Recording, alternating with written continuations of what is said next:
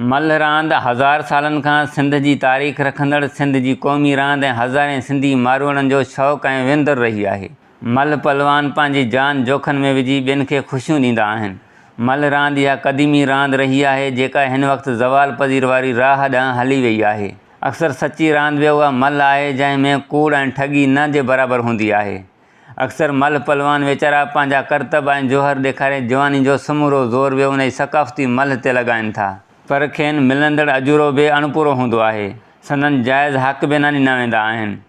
कनि मल्ल पलवाननि लाइ वज़ीफ़ा बि मुक़ररु आहिनि जिन खे मुक़ररु वक़्तनि ते उहे न आहिनि ॾिना वेंदा। खेनि दरबदरी वारा धिका खाईंदे आफ़ीसनि जे दरनि ते ॾिठो वेंदो आहे। आफ़ीसर क़दुरु बदिरां खेनि रुलाईंदा रहंदा आहिनि।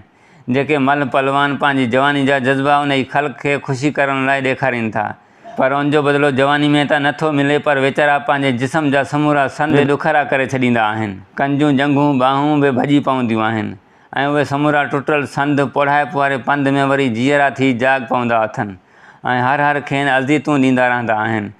मूं अक्सर सोशल, प्रिंट ऐं डिजिटल मीडिया ते उन्हनि मल्ल पलवाननि खे इलाज लाइ अपीलूं कंदे ऐं मुक़ररु वज़ीफ़नि जे वाधारे लाइ ॿाकारींदे ॾिठो आहे, पर संदनि का कूक कंहिंजे कन ते बि नथी पवे।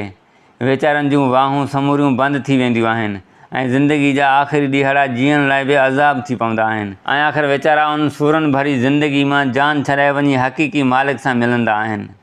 नाज़रीन, हाणे सिंध जे वॾे वज़ीर सैयद मुराद अली शाह ऐं सक़ाफ़त खाते जे वज़ीर खे घुरिजे त मिसकीन मल्ल पलवाननि जी सरकारी सतह ते सहायता कई वञे, मल्ल पलवाननि खे ॿियनि रांदियुनि जे रांदीगरनि जीअं सहूलियतूं फ़राहम कयूं वञनि ऐं खेनि मुल्की तौरु आलमी सतह ते खेॾण जो मौक़ो ॾिनो वञे त जीअं हू पंहिंजो ऐं पंहिंजे मुल्क जो नालो रोशन करे सघनि। उमर कोराई, मीरपुर माथेलो।